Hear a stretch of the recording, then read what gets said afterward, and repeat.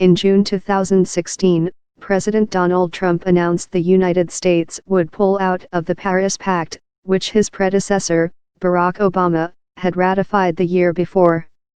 The United States is now the only country to opt out, though it cannot formally withdraw until November 2020. The goal: nations agreed to hold global warming to well below 2 degrees Celsius, 3.6 degrees Fahrenheit, over pre-industrial revolution levels, and pursuing efforts to keep it to 1.5 C. The lower goal was a demand of poor countries and island states at high risk of climate change effects such as sea level rise. But experts say keeping temperature rise under the 2-degree ceiling is a tall order, requiring an immediate and deep reduction in emissions from burning fossil fuels. Based on voluntary national pledges to reduce emissions, the planet is on track for warming of about 3 degrees, scientists warn, a recipe for more frequent and intense floods, droughts and superstorms. Getting there, the UN's Climate Science Panel says greenhouse gas emissions have to drop 40 to 70% between 2010 and 2050, and to zero by 2100, for any chance of hitting the 2C target. Tracking progress: in 2018, and every 5 years thereafter, countries will take stock of the overall impact of their efforts to rein in global warming.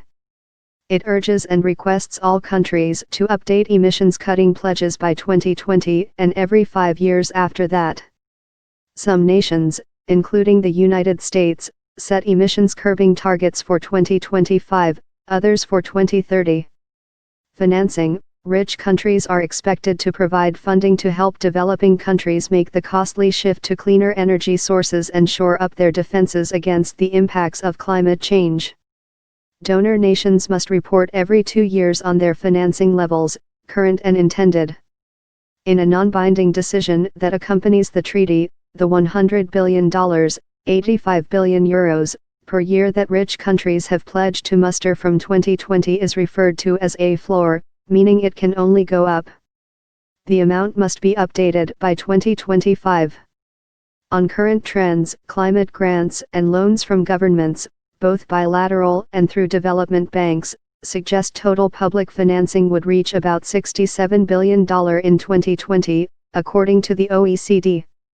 But Trump has said the United States, which had pledged $3 billion towards the Green Climate Fund, of which it delivered $1 billion under Barack Obama, would not fulfill its financing commitments.